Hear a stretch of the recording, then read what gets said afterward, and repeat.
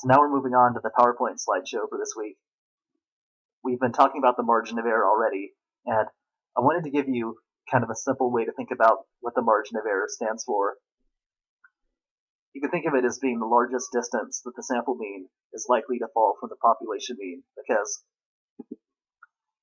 remember that the margin of error is the distance from the population mean to the lower boundary and to the upper boundary, and the sample mean usually doesn't fall further away from the population mean than this boundary point. And it also doesn't usually fall further from the population mean than this boundary point up here. Usually the sample mean falls between the two boundary points. So that's why the margin of error can be thought of as the largest distance the sample mean is likely to fall from the unknown population mean that's being estimated.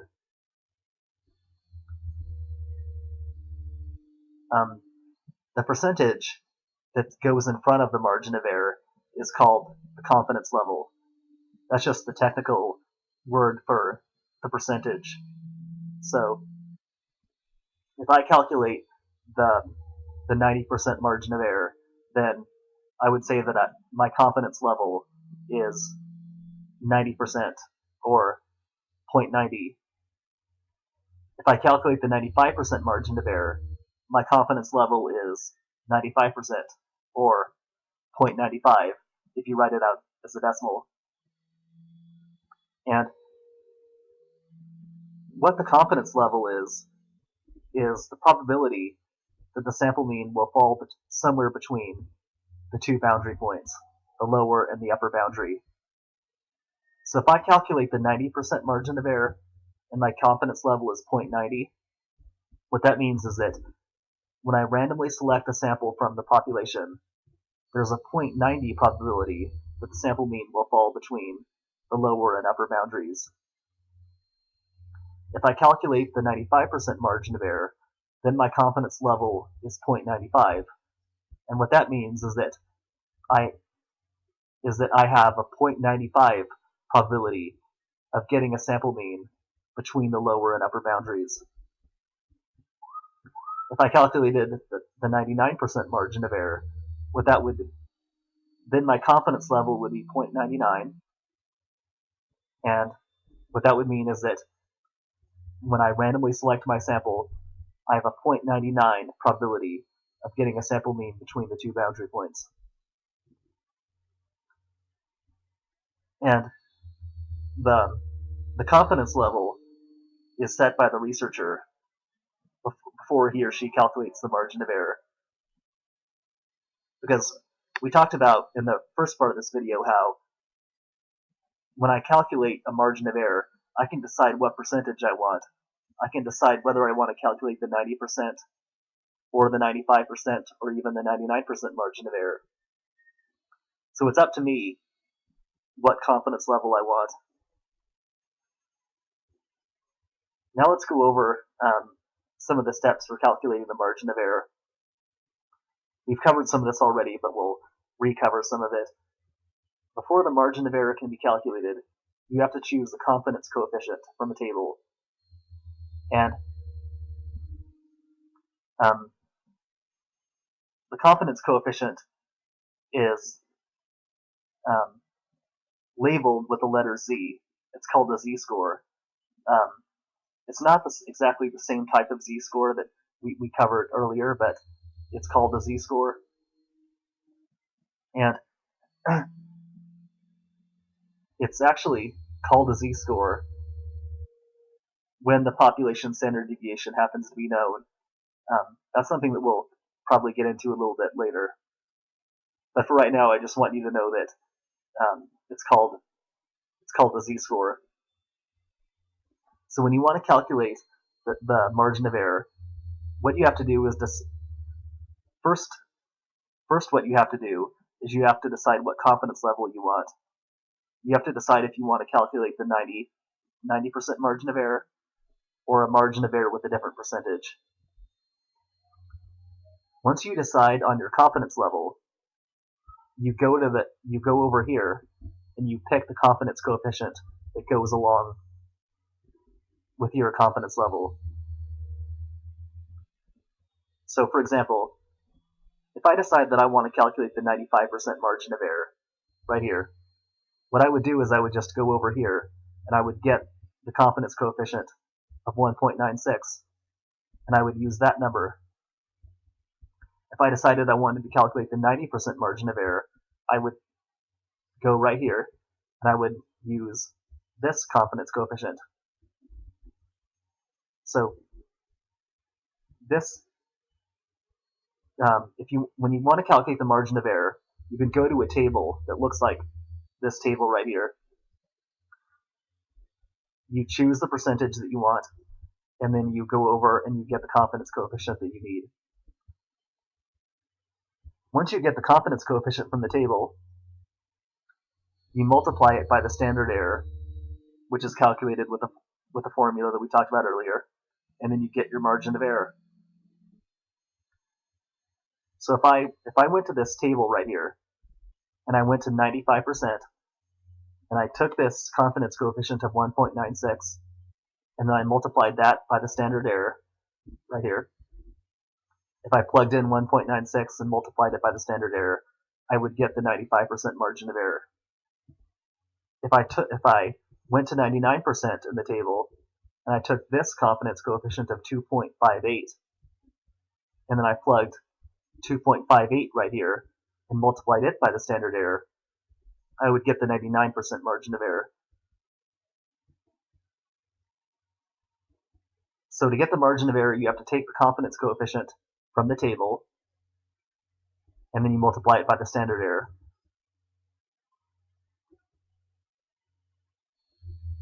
So here's what it looks like in symbols. This is the confidence coefficient with the letter Z, which comes from the table, and it's multiplied by this whole thing right here, which is called the standard error. So you have the confidence coefficient from the table multiplied by this standard error over here, and this whole thing equals the margin of error.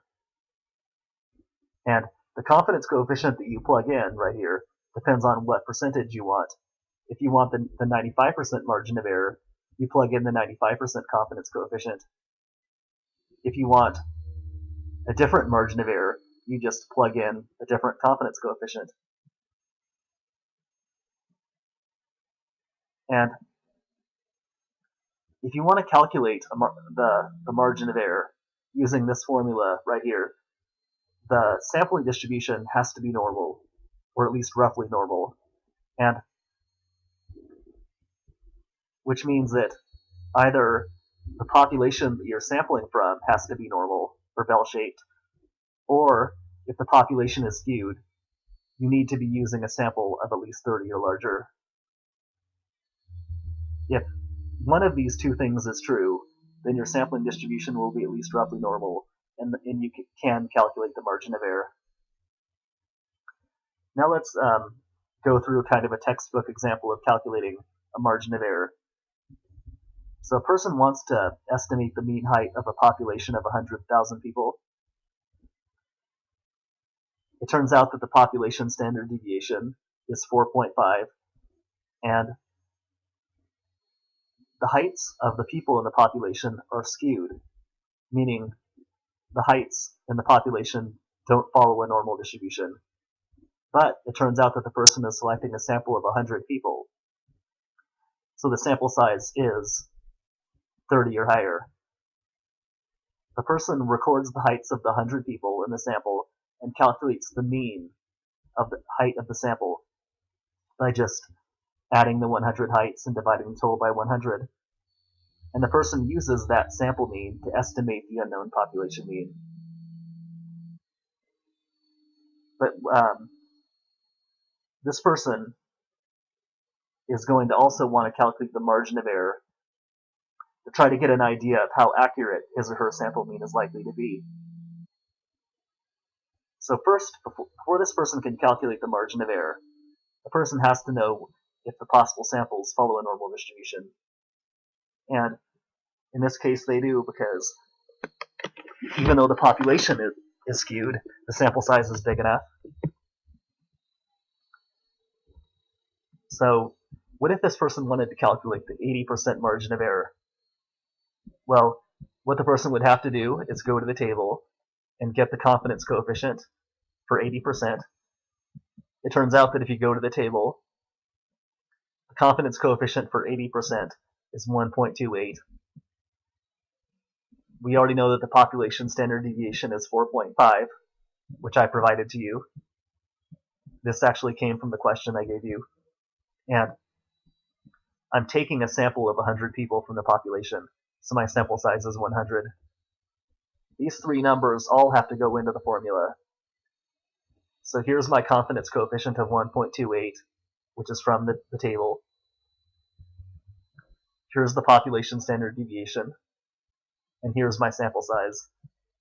What I have to do first is get the square root of my sample size, right here.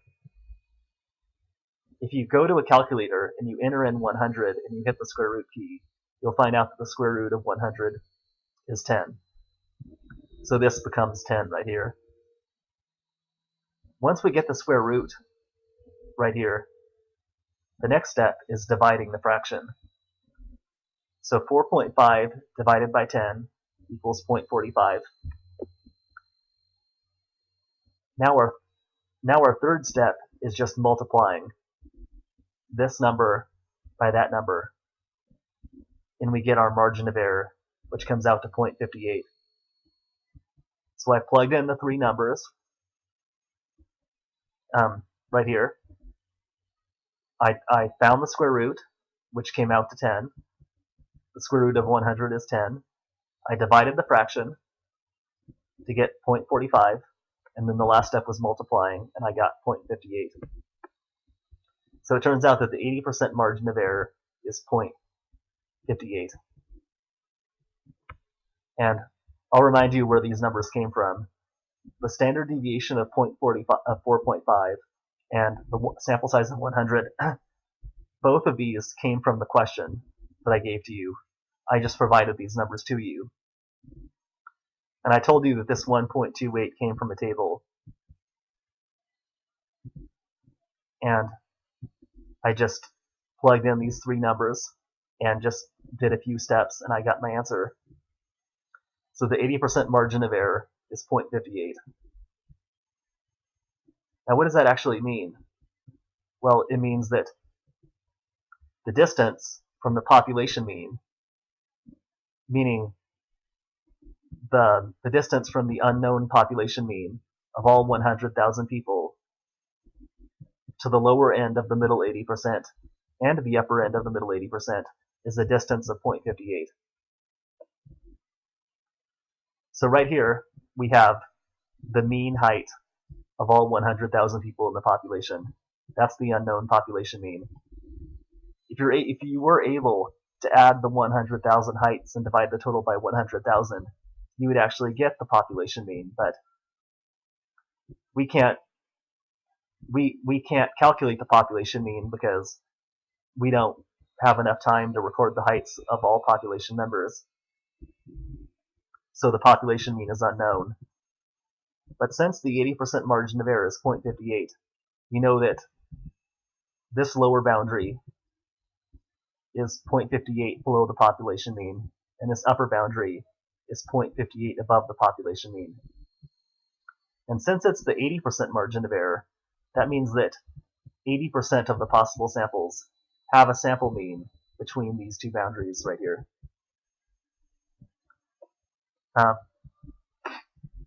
Only the lowest 10% of the possible samples have a sample mean down here, and only 10% of the possible samples have a sample mean way up here.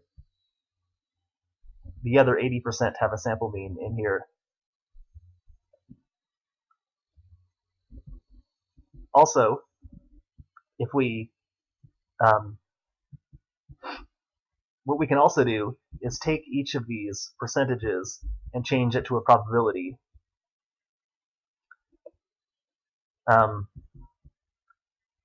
If you move the decimal point to the front if you move it 2 decimal places to the front right here,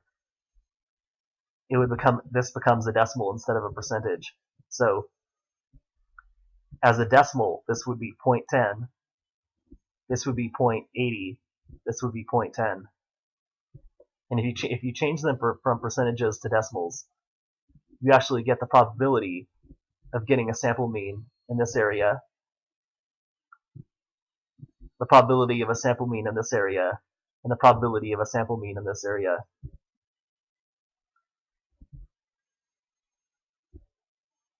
So when I randomly select my sample, it turns out that there's a 0.10 probability of getting a sample mean in this area, a 0.80 probability of getting a sample mean in here, and a 0.10 probability of getting a sample mean in here. Those probabilities just came straight from the percentages. 10% changed to 0.10, 80% changed to 0.80, 10% changed to 0.10.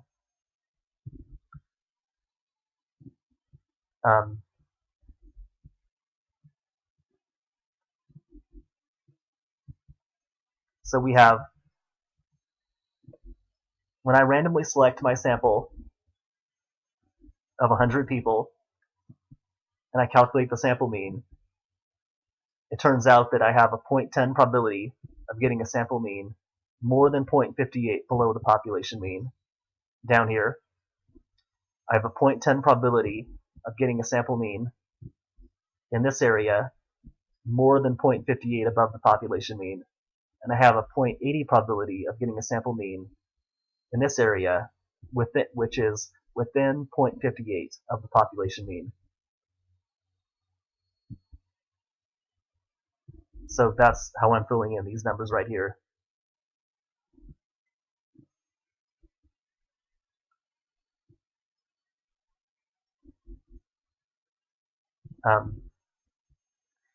Now, if I kept on repeating my study over and over again with a different sample each time, it turns out that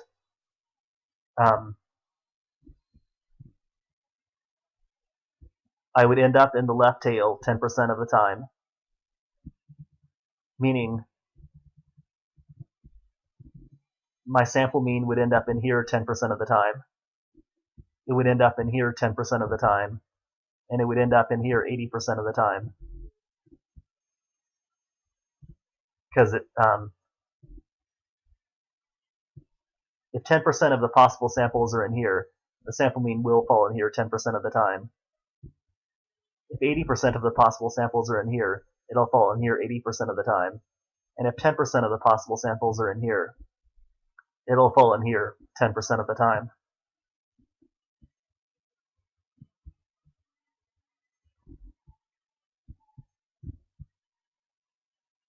So like I said, if the 80% margin of error is 0.58, then what that's telling us is that the sample mean will fall in here 10% of the time, in the left tail, in the middle 80% of the time, and in the upper tail 10% of the time.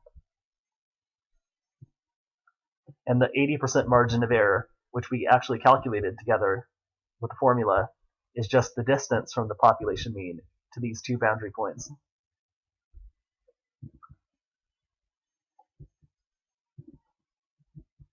Also, what I can say is that since the sample mean will fall in here 80% of the time,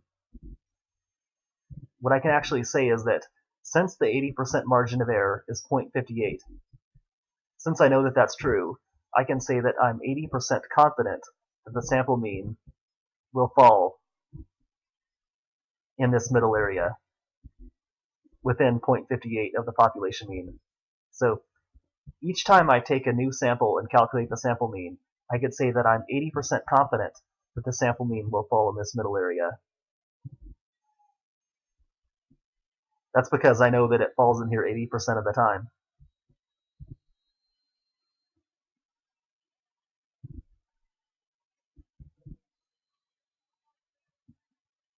So each time I take a new sample, I'm 80% confident that it will fall in that area. The reason why I'm 80% confident is because, well, 80% of the possible samples are in here, and I know that if I kept repeating my study, it would fall in here 80% of the time, which means that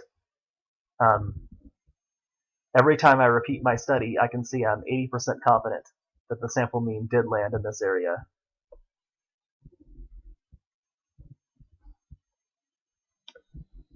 Let's now go through a different example of calculating the margin of error. I'm still trying to estimate the mean height of a population of 100,000 people, and the population standard deviation is still 4.5. The population is normal, meaning the heights of the population members follow a normal curve. That means that I can actually get away with a sample size of less than 30. I can actually use a sample of, let's say, 20, because the sampling distribution will still be normal, even with a smaller sample size. Because, like I said, if the population is normal, the sampling distribution is always normal. So the answer to this question is yes. The sampling distribution is normal because the population members follow a normal curve. Now let's imagine that I'm a researcher who wants to calculate the 95% margin of error in my study. Remember that the first step is just getting the confidence coefficient. If I go to the table, I'll find out that the confidence coefficient for a 95% margin of error is 1.96, like I talked about earlier. The standard deviation, I provided that to you in the question, and I'm taking a sample of 20 people from the population. So I plug in these three numbers like I did last time: the confidence coefficient from the table, the population standard deviation, and the sample size. The first step is finding the square root, which is 4.47. If you go to a calculator and enter in the square root key for 20, you'll get 4.47. Then I divided the fraction.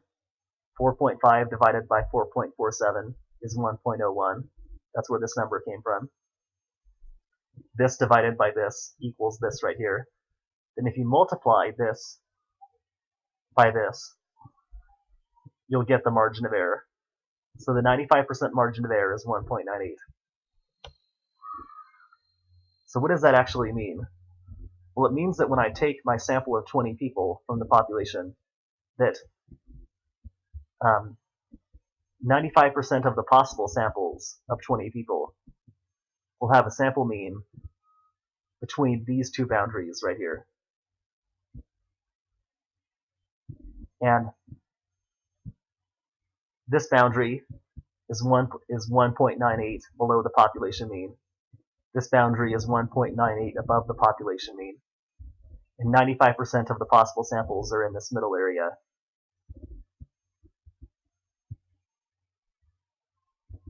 Only 2.5% have a sample mean down here, and only 2.5% have a sample mean up here.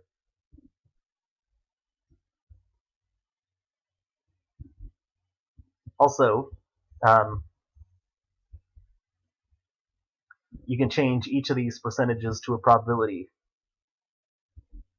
Really, all you have to do to change the percentage to a probability is divide by 100. So if you take this percentage right here, which is 2.5,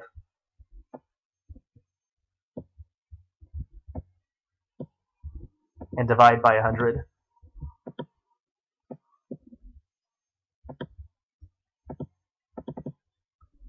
you get 0.025. That's where the probability comes from. If you take 95 and divide by 100,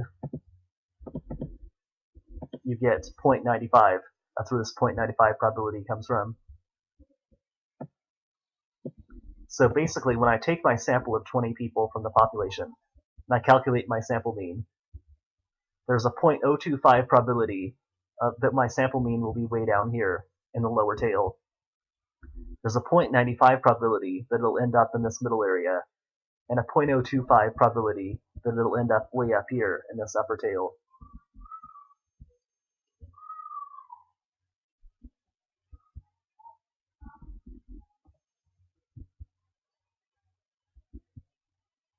Also, if I repeated my study and I kept taking more and more samples of 20 people, then, and I calculated the mean of each of my samples, I would get a sample mean in here 2.5% of the time, in here 2.5% of the time, and in here 95% of the time.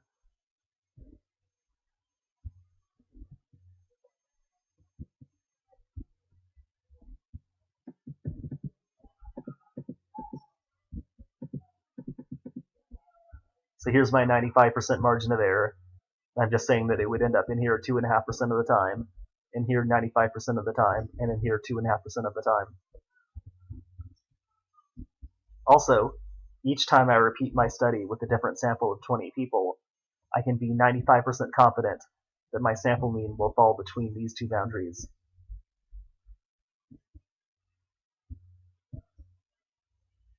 Somewhere between 1.98 below and 1.98 above the population mean. So 95% of the possible samples are in here, and each time I take a sample, I'm 95% confident that I got a sample in here somewhere. So this is just one more example with a 99% margin of error. We'll skip over this last one.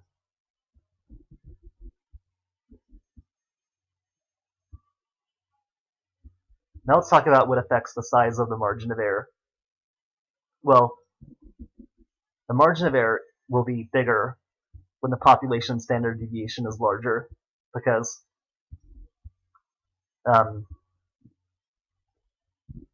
if the people in the population have more spread to them, then the sample means will also be more spread out. They'll be spread out over a wider area, which will make the margin of error go up. It also goes up with a smaller sample size, because when the sample size is smaller, the sample means are less accurate.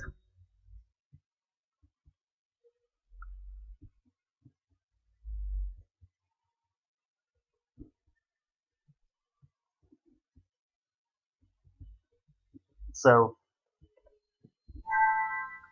the margin of error will be the smallest when the population has low standard deviation and a large sample size, because in this situation, the possible samples have sample means that are pretty close to the population mean at the center right here. They're not very spread out. If the population standard deviation is big and the sample size is small, then the sample means will be really spread out, which means that the margin of error will be really big, because the 95% of the possible samples will be spread out over a wider area right here. Now I wanted to get into a little bit more of the details about how the margin of error is actually used, or how it's interpreted.